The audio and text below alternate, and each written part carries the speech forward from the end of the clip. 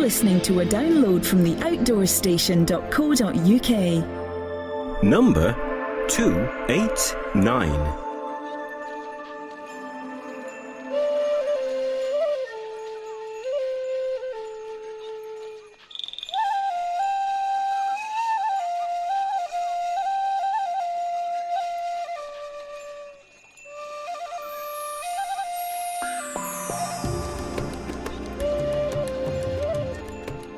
Hello and welcome back to another podcast here on the Outdoor Station, and this one is a little bit more exotic. Regular listeners will remember that Beth, our daughter, joined us last year during the TGO Challenge walking across Scotland. She's also done a couple of podcasts for us on Croatia and her trip there with her friend Alice.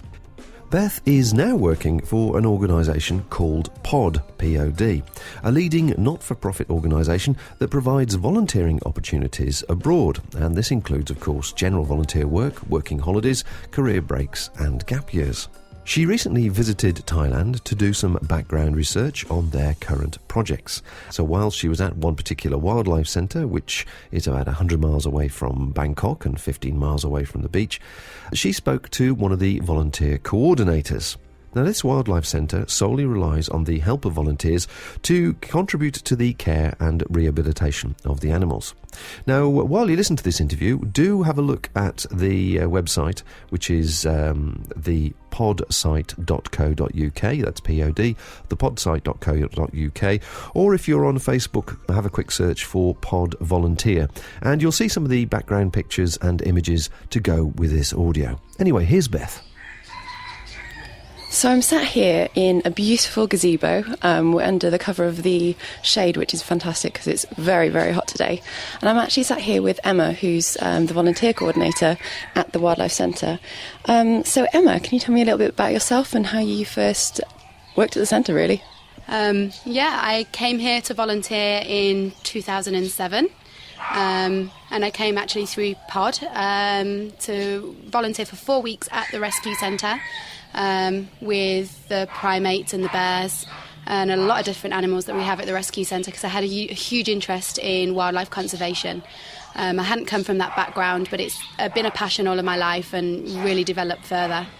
Fell in love with the rescue centre and decided I wanted to stay a little bit longer, so extended my stay whilst I was here. And after 8 weeks of being here, decided I needed a bit of a break, but really knew I wanted to work here.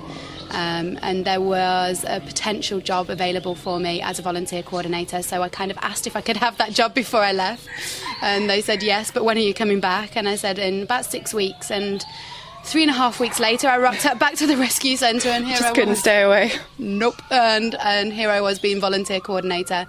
That was February 2008, and I've been here for the last 2 years. And so what would you say your role kind of entails? It's a good question. We're basically here to make sure that the volunteers have everything that they need. We're here to welcome them when they first get here, show them around the rescue centre, make sure they understand exactly what they've gotten themselves into. But also, whilst they're here, we supervise them every day to make sure, although the more experienced volunteers teach the newer volunteers how to do the jobs, we're there to make sure that those jobs are being consistently done. We schedule their days, we organise taxis if they want days off. We're pretty much here to do whatever the volunteers need, and at the same time whatever the animals need, so that the volunteers can take care of them, basically. So it's making sure that everyone has a good time, basically? Pretty much, yeah, in selected parameters, but yeah, very much so. Pretty much people are here to take care of the animals, but there's a big social aspect to being a volunteer as well, so we're here to make sure that all comes together. And about that, you say there was, is there quite an array of ages and nationalities? Kind of, what's the spread normally? Yeah, we have people from all over the world. Last year we worked out that there was at least about 25 countries represented. A lot of European countries, England, Ireland, Scotland, Wales, of course, the UK. France, Italy, Belgium, Netherlands, Germany, then there's the United States, Canada, Australia, New Zealand. We had a volunteer from Colombia last year. We've had a volunteer from Malawi, South Africa. So it's not just the Western world, it's actually even bigger than that. Yeah, it's spreading. People, I think, just want to come here and help. a lot of people come from an animal background, and this is an excellent way for them to gain some experience maybe, or gain a greater understanding of if this is a line of work they would like to go into. So some are students that are studying animal welfare, biology, all of these kinds of different concepts, and then we get people that just really want to give something back, and they do have a passion for animals, and their everyday life might be customer service or engineer or teacher, and yet they come here because they just want to help out and do something a little bit different. So it's a holiday with a difference. Do you find that a lot of people do what you did and sort of book for a few weeks and then just keep coming back, or stay even longer? We've I'd say at least 10 to 20, maybe even 30% of people return back to the rescue centre within a year.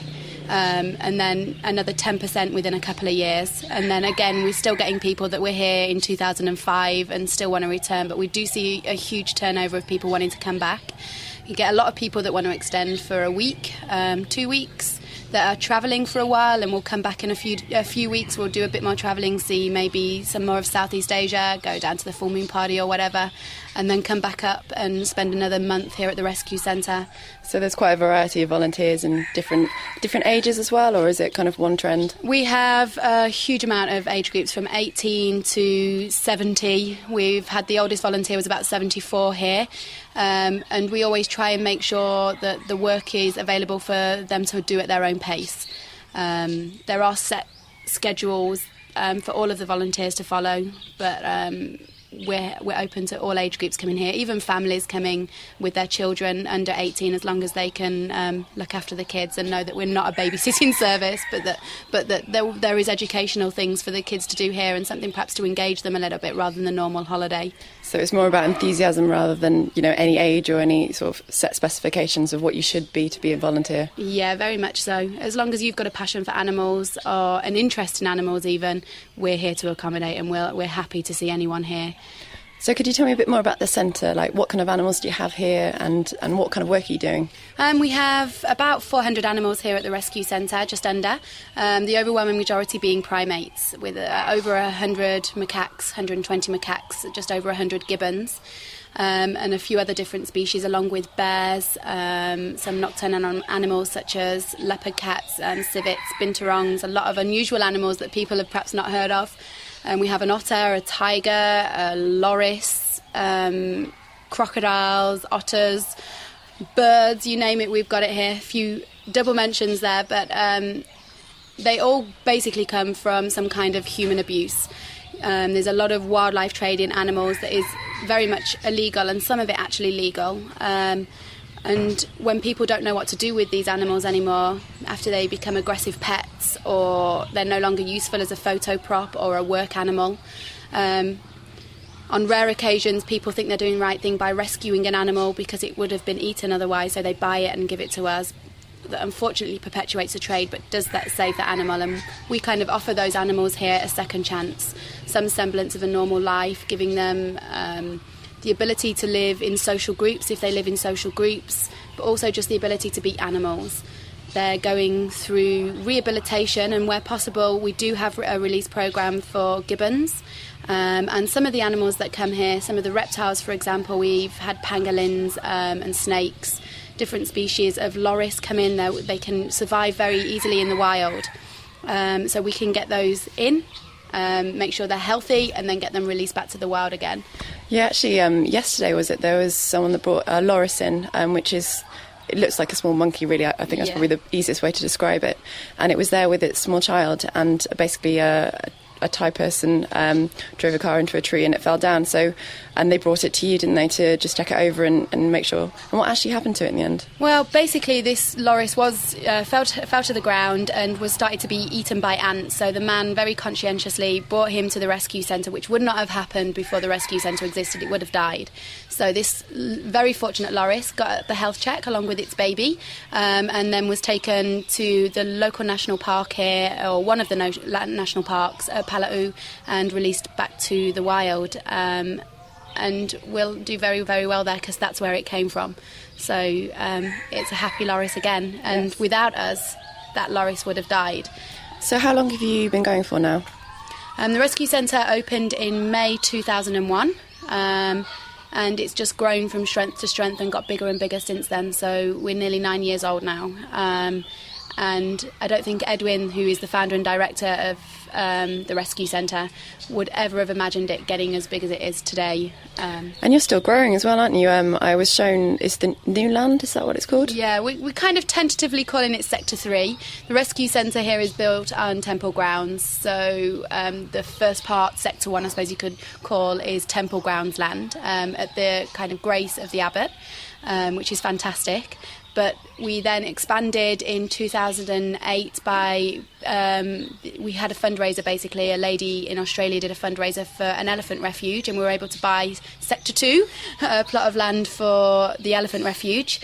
And then further back, Sector 3 was purchased at the end of 2009, and we're building a bear and macaque and gibbon rescue centre over there as well, and more of a sanctuary where they're all open air enclosures, no cages in any way, shape or form. All of the animals can look up and see the stars. There'll be no bars on the tops of their enclosures, and they can live as close to nature as it's possible to be. I think that was a fantastic thing, because obviously some of the gibbons have already moved over there, and the trees you have there, you've obviously designed the enclosures specifically so that they incorporate the big trees that are already there, so they can actually swing from tree to tree as they were meant to do, but in a controlled environment that they are kept safe. I actually think that's as close to the wild as it's possible to be while still being in captivity for these gibbons. And these gibbons are all born in captivity, or those 7 that live over there, they've never lived in the wild. So to see them, I've seen them moved from our quarantine enclosures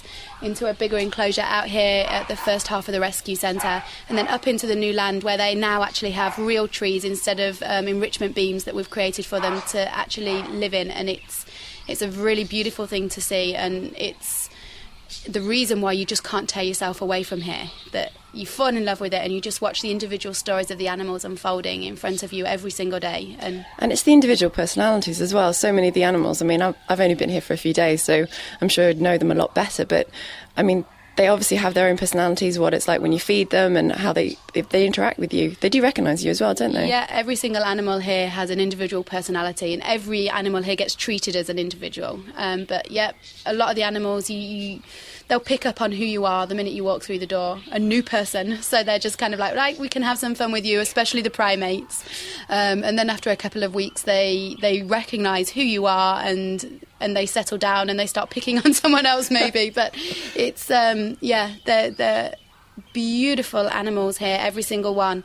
And each one has its story to tell, and wherever possible we'll tell you that story. Yeah.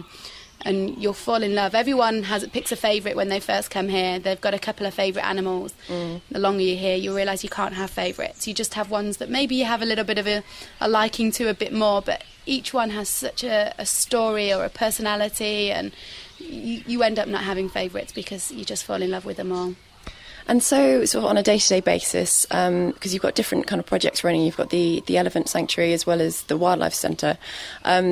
On like sort of a day-to-day basis, what's the schedule involve? Well, the volunteers will start early. It's not a holiday. It is very much a work placement, but with fun. And what time is that? 6:30. But the good thing about that, because I have been up for 6:30 the last few days, and actually it's so nice because it's so cool, which when you work here in the daytime, it gets to 40 degrees or so it was yesterday, and it's actually quite a nice break. Year, so it's going to get hotter until about April, and then we'll get the rainy season and it'll start to break and it'll cool down. But 6:30 start, working first thing in the morning, usually taking care of the animals before you take care of your own breakfast first, and it's feeding the animals, all of them around the rescue centre, their breakfast. Then you have your own breakfast, usually between 8 and 9. There are many different jobs going on between 9 and 12, but there's usually at least, the longest job will be about an hour, where you can then go and have a break and then go on to the next job. Lunch is usually between 12 and 2, but sometimes there are jobs within the 1 to 2 break. But a lot of people take this time when it's the heat of the day to have a nap and get started or kind of refresh themselves for the afternoon, where we have the big feeding session for the afternoon, their dinner basically, and then again cleaning, taking care of the nocturnal animals, carrying out enrichments throughout the days for all of the animals. For the elephant refuge, there's taking the animals back to the forest, making sure they have a bath, feeding them, making sure the babies are occupied for a couple of hours in the afternoon as well. Just many different jobs going on. We always say to people when they walk through the door that there are the scheduled jobs that they will always be assigned, so you can do as much as you want in a way, or as little as you want, just by sticking to your schedule or finding something else, because there's always so much to do around here. And people really get involved with the enrichments. That's basically sort of making the animals' time whilst they're in the enclosures more exciting, really. And is it making food harder to get, or what actually does it involve? Well, with any environment you create for an animal, whether it be a huge enclosure or habitat or even a small cage, it is just a shell. The minute you add any kind of climbing frame or swing or bed or substrate or anything, straw, it is an enrichment to the animal. So they're the environmental enrichments that volunteers make on a less regular basis. The enrichments that the volunteers do for the animals more regularly are the food and scent enrichments, and their behavioural enrichments. And what we're trying to do where possible is encourage natural behaviour. So, for example, a macaque will forage for food on the ground mostly, or sometimes in the trees. So we do scatter feeds for the primates every day, or for the gibbons, I should say.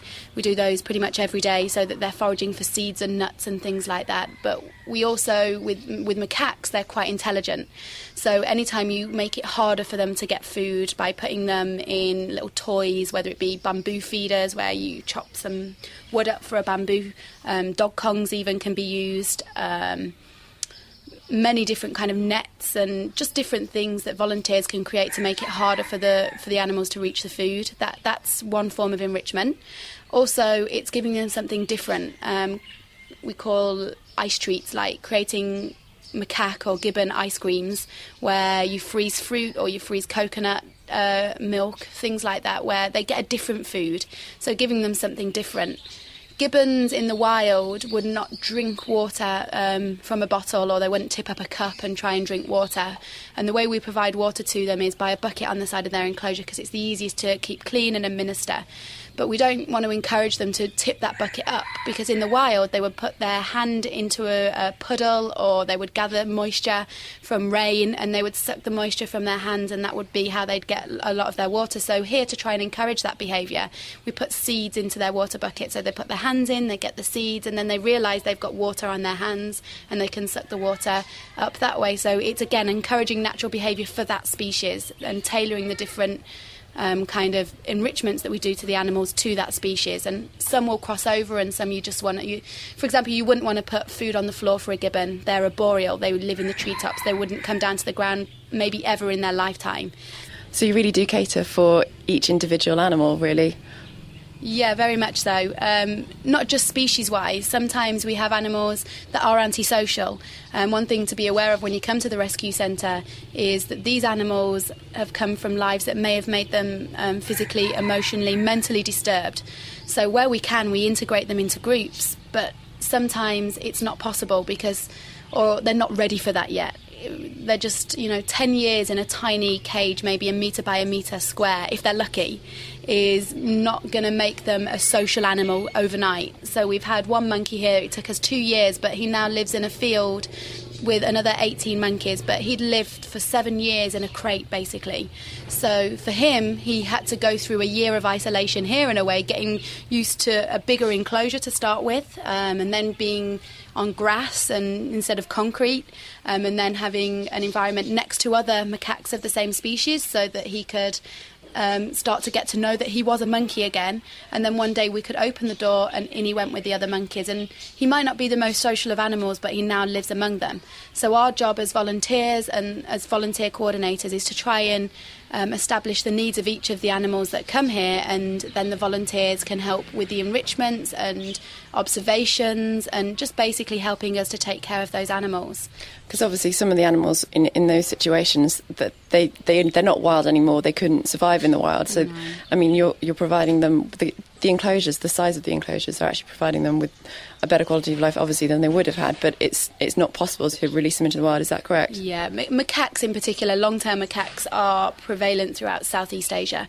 There are hundreds of thousands of them on city streets. We've basically taken their habitat away, and they're encroaching straight back onto that habitat, and they're on the streets, they're in people's houses, and they're considered a little bit of a pest. And we've helped to create that situation as well, because people feed monkeys at the side of the road and on the, you know, and then so of course they see people as a food source. These animals here at the rescue centre, that's one of the main reasons they could never go back to the wild. Also, they don't know how to be wild animals anymore. They've been taught to rely on people to provide food for them. And like I said, some of them are antisocial, some of them, come in with physical deformities. We have one macaque here who only has one arm. Her name is Bandit. And she was unfortunately born that way. And couldn't keep up with the troop, and a concerned citizen at the time brought her in, and we've looked after her, and we watch out for her. If her quality of life ever becomes such that we might have to make difficult decisions, we'll look at that, but she's so happy now, and she lives with another monkey, and she's a bit of a caretaker of some of the babies here, so foster mum. But an individual case-by-case basis that we take all of these animals, and people should be aware that sometimes they're not all going to be that happy, but we're working towards, and they're helping us, and you're helping us to work towards them all being much healthier physically and emotionally. So that's the thing the volunteers are here to do, really, and then contribute to the animals' livelihood, and their time and energies doing that obviously makes their lives better. So in regards to the community living of the volunteers, do they have their own accommodation? What's the food kind of situation like? Is there a communal kitchen? Do they cook for themselves? What happens there? The volunteers who come here basically will be asked most of the time to share a room. We would be able to accommodate family groups, friends can stay together, couples can stay together, that's not a problem at all. But if you're coming as a solitary volunteer, 9 times out of 10 you will have a roommate. 99.9% of the time you'll have a roommate. And it's actually a really great experience. I know as a volunteer I had 2 fantastic roommates who, as an only child, I thought, I finally have sisters. And it was actually a fantastic experience. So it's something great. The rooms are all usually 2 to 4 people. And the majority of them have their own bathrooms with a shower and a typical Thai toilet, which is Western style but has a manual flush rather than pressing a button. Very nice, clean rooms, but not the Hilton. People come here generally to work, and the rooms are the place that they sleep at the end of the day. There is a communal area outside. As Beth said at the beginning, we're in a beautiful gazebo right now that has a fan that we don't actually need because the shade's in here at the moment, so it's quite nice, with cushions. And then there's a television area. There's also a communal kitchen for people to use, but people generally only use that to cook their own breakfast, which we do provide the materials for, or snacks, which again, there's bread and eggs and lots of fruit here and lots of different things that people can use to create their own breakfast, but lunch and dinner will be cooked and provided for the volunteers, so they never have to prepare that themselves. And do you cater for vegetarians and kind of specialist diets as well? Yeah, vegetarians, vegans, very well catered for. There's usually 5 dishes every day in a kind of buffet style provided for lunch and dinner. The first dish is usually a meat dish, the next dish is usually vegetarian, and the next 3 dishes will usually be vegan, so it's very well catered for different diets here. If people do have special requirements for their diets, whether it be an allergy, just let us know and we'll let the cooks know, and they'll make sure that there's always something for them to eat, or we can tell them, don't eat this, it has fish, or don't eat that, it has peanuts, or something along those lines, whatever allergies people may have. And so if people want snacks and stuff, is there someone close by to get those from? And also the closest internet, because obviously some people want to keep in touch with home and stuff. We're very close to the village, a rural Thai community here in Thailand. It's about a 10-minute walk away from the rest of the community, where there are about 3 internet cafes, many different kinds of corner shops where you can buy basics like basic snacks, really, more than anything, like crisps and chocolate and beer and Coke and all of those kinds of things. Sometimes there are other things available in the different shops, like milk and bread, but that's all stuff that's provided for here. So you don't have to worry too much about that. And what about days off? Because I know it's 6 days a week, so you do have a day off each week. Any exciting things you can do nearby? Oh, many. A lot of people choose to go to a local resort that has a spa, and they spend the day there by the pool, chilling out, relaxing after a hard day's work, and getting a massage. I've met several people who've had that, and it's made me very jealous. I think I'm going to head there soon. It's a beautiful place to be. And they actually offer for volunteers at the rescue centre a free collection from the rescue centre to the spa and then back again, as long as you're using the facilities there and having a massage, or even because it's a hotel staying the night. So that's quite good of them. And then we have 2 local beach towns, Chatham and Hua Hin, where volunteers sometimes spend the night or the day, and they stay the night either and spend the night in a hotel and come back the next day, or sometimes they just go for the day, spend the day at the beach. There's also a variety of national parks around here if you wanted to go and trek in a park, a waterfall. It's a very scenic area where you can actually go and see some wildlife in the wild where it should be, which is always inspiring. We also offer occasional trips to a local, just outside of Chatham, there's a bat cave where hundreds of thousands of bats come out every night at dusk. And there's a lookout point, and it's a big mountain, and you can see these just thousands of bats coming out. I don't know if people have ever seen it on TV. There's just like a mushroom cloud and swirls of bats that come out at night time, and it's a really great thing to see. And that's usually combined with a trip to the local night market in Chatham. That's usually on a Wednesday night, and we also offer safaris to go and see elephants in the wild, which I believe you went to last night, Beth? Yes, I did. It was fantastic. I actually saw a male elephant just strolling down the road, as you do. But it was really great to see them in the wild, because I'd been working with them that day and sort of giving them a bath and, just feeding and generally taking care of them. So it was really nice to, as you say, actually see them in the wild where they should be. So where would you say the centre's going? Like in the future, obviously, you've got the developments in the new land or Sector 3. Is it just basically kind of expansion and giving the enclosures more space and the animals more space? Yeah, very much so. It's creating, unfortunately, the problem is huge here in Thailand, and it's not getting any better at the moment. We're seeing more and more people needing us to take these animals in, wanting us to take these animals in. And although there are laws that exist to protect the animals, they don't seem to be enforced. The government doesn't seem to be able to keep up with the influx of animals that are coming in. So we are needed here at the moment, and as such we're growing and expanding and creating bigger and better enclosures for the environment, and hoping to become a benchmark in how captive animals can actually be managed and well looked after, and given some given that semblance of a natural life, and left to be macaques and gibbons. So that's very much a part of the rescue centre. We also have the release programme for gibbons, which is a new project not only for the rescue centre, but also to Thailand, basically working in conjunction with a local university, very prominent university, and the government to get gibbons released back to the wild. And we're hoping this again will be a benchmark for releasing gibbons. And our first set of gibbons go back to the wild, or go back to the release site on Monday. So we've got 4 days, and it's a really exciting time for us. And there is expansion in relation to a future marine project as well. So it's all exciting times really for you? Very much so. It never stops. We keep going, and we'll keep doing our best for all of the animals that deserve kind of our sorrow in a way, saying sorry to them, and we'll make it better. We will make it better. And with your care and attention. Well, with the volunteers' care and attention. Without the volunteers, we couldn't do half of the work that we do here at the rescue centre. They're vital to the running of this project. So without them, we'd be lost. So thank you. If you're thinking of coming, come. Definitely. And so volunteers can come from 1 week to 12 weeks onwards, really. Yeah, very much.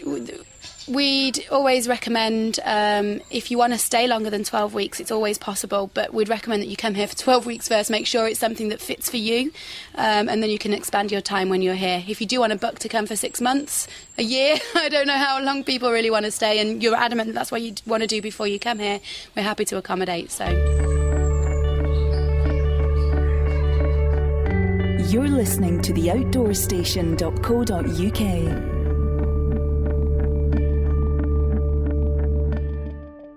As Emma indicates, volunteering seems to appeal to all ages. So Beth next spoke to Leslie, who is a regular visitor, who's taking another working holiday, and to Dan, who was a first-time traveller, for their impressions of the actual centre. So I'm just sat in the elephant kitchen, which is a kitchen basically next to the elephants, the clue's in the name. And I'm sat here with Leslie, who's been working with the elephants this week. And just wanted to find out a bit more about your experience at the Wildlife Centre and find out what's been going on the last few weeks. So should we just start off with what's your name and what do you do when you're not working in Thailand? Okay, my name is Leslie and I'm a project manager for an educational company in the UK. I do a lot of travel in the UK. And so what led you to travel all the way to Thailand? And I believe this isn't your first visit, is it? No, this is my third visit. I first came at the end of 2007. I had a few difficult times in a personal life at home and I decided I wanted to do something for myself for a change. I was very attracted to working with animals, always have been, and did some research on the internet, found many of them, and was just attracted to Thailand because I'd never been there. I'd heard a lot about it and the information about the centre sounded very interesting. And initially you're just doing elephants? The first 2 times I only did elephants, so I came in 2007 and again about 15 months later, and I did 2 weeks on elephants again. But this time I thought I'd like to find out a bit more about the other animals, because I felt in a way that by just working on the elephants I didn't know much more about what was going on in the rest of the centre. And so how have you found it so far? Now, last week I did wildlife and I worked with the primates for 2 days, bears for 2 days, and then bears and nocturnals for 2 days. And it was really great because I found out a lot more about the animals, their stories, the layout of the centre even, and I really liked working with the nocturnals. They're so interesting. Yeah, I haven't actually seen the nocturnals yet. They seem to be hidden away at a different part of the centre, but as you say, it's quite... You go down a different path and you find a different animal, really. So what's your kind of daily routine? What time do you get up in the morning, dare I ask? Well, I set my alarm for 10 to 6 because I don't like to rush in the mornings. So I get up and when I get into the kitchen I like to have a cup of tea. Then we go out on the truck, which is really good. And what time is that? That's about 6:30. We go out on the truck into the forest. It's about a 15-minute drive. And then we have to wait for the elephants. The mahouts go and find the elephants in the forest and they bring them in and they're dragging their chains behind them. For people that don't know, what are mahouts? Mahouts are elephant keepers, I guess you would call them. Some of them actually own elephants, but they seem to have worked with elephants since they were very young and they're very comfortable. They can command the elephant, control the elephant. I guess that's the thing, really. If you're working with something that's so large, it's actually potentially kind of dangerous. So it's good that you have people there that do know what they're doing. And you mentioned before about the chains. I mean, I think a lot of people might be a bit worried about that. What are the chains used for? Well, the elephants are chained at night by one of their front feet, and it's a very long chain, just so that they can't move too far from where they're left in the forest at night, so that we can find them in the morning. And I guess as well, we are on temple grounds, and so obviously you don't want kind of elephants wandering off into other parts of the temple or also into the village. So it is actually for their own safety as much as other people's in the surrounding areas. And so what do you do once you've found the elephants again in the midst of the forest? Okay. We often walk back with them, sometimes we ride. Depends then which elephants you're working on that day, because elephant duty is split into 3 parts. If you're on the babies, you also look after Sam the horse. If you're on Somboon and Co, you would come down and about 7:30 when we get back, we give them their food. If you're working on Pailin and Rumnai at the top, then you would water, give food, baskets of fruit usually for them, the old ladies at the top. And then we water plants up there because there's lots of new trees and plants been planted around the new lake and the new enclosure. So it's quite multifaceted what you do in the day, isn't it? It's also very hot up there, actually.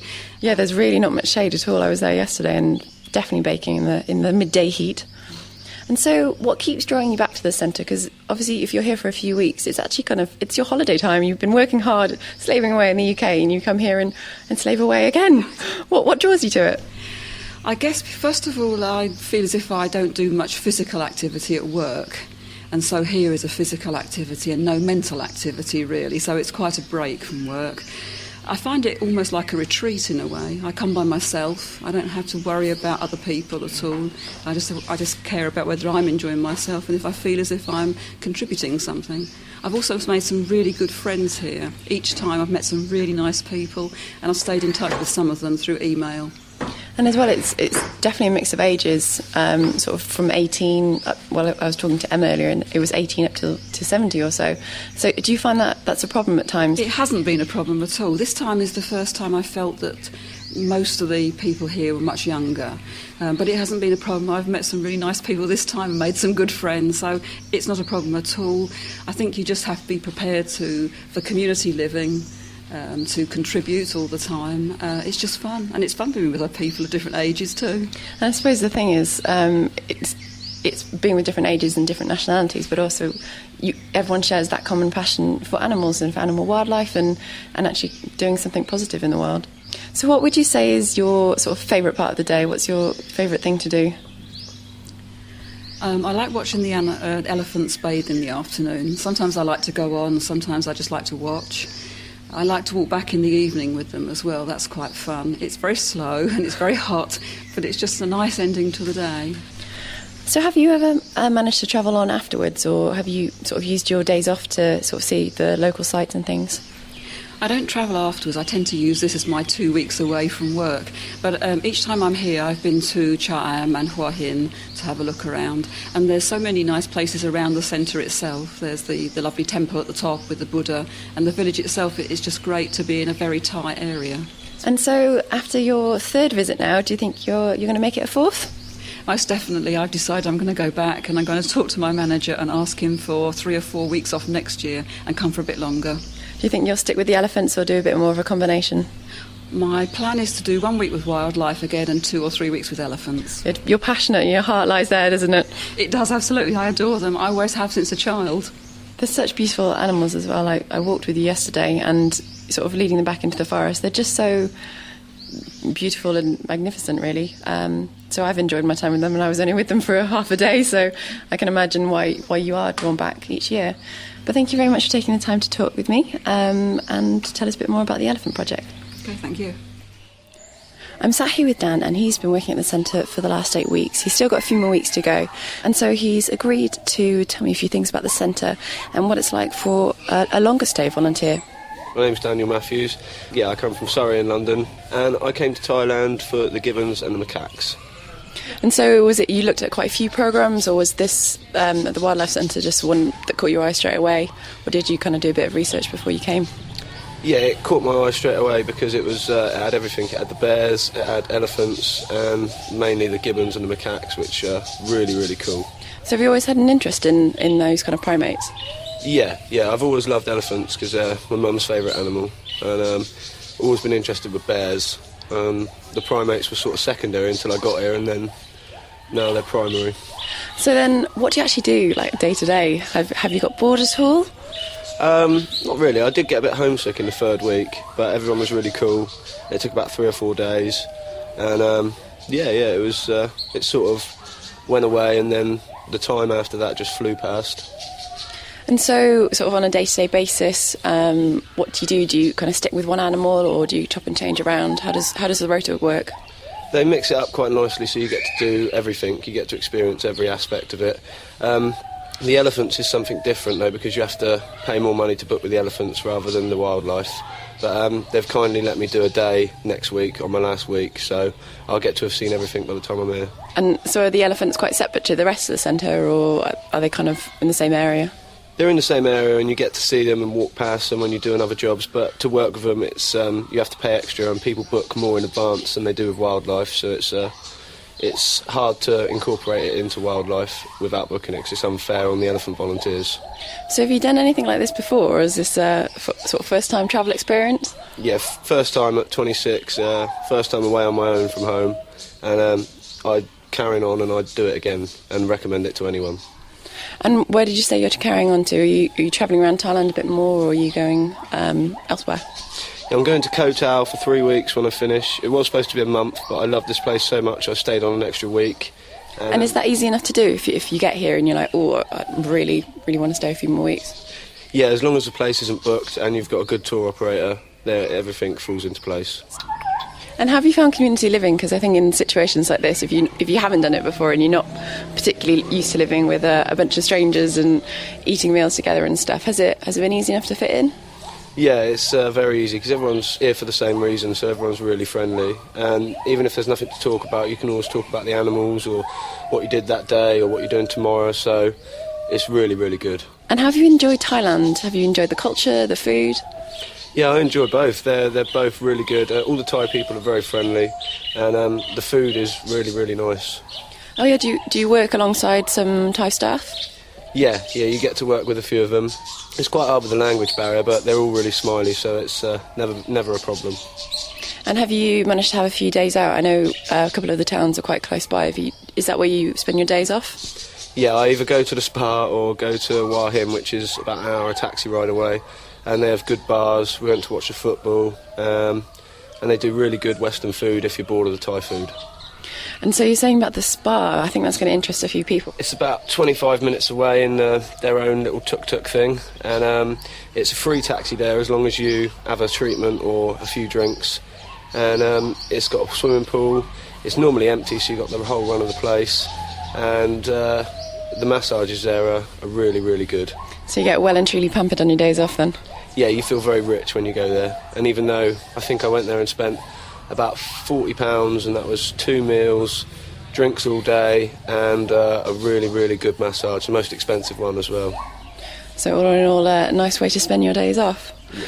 Well, thank you very much for taking the time to talk to me and telling me a bit more about the centre and your experience here. No worries. Thank you.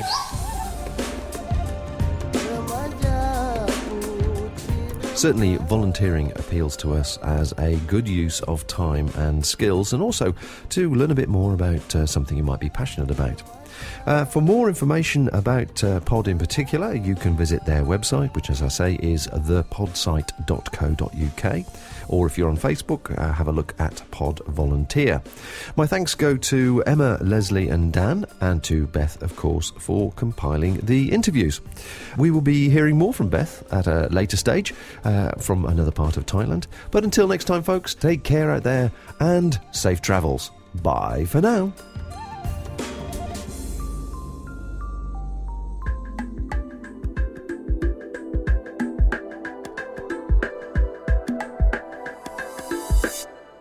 If you have any feedback, questions or suggestions, why not drop us a line either on Facebook or directly to our email address info@theoutdoorstation.co.uk. The home of UK-based audio and video podcasts for outdoors people everywhere.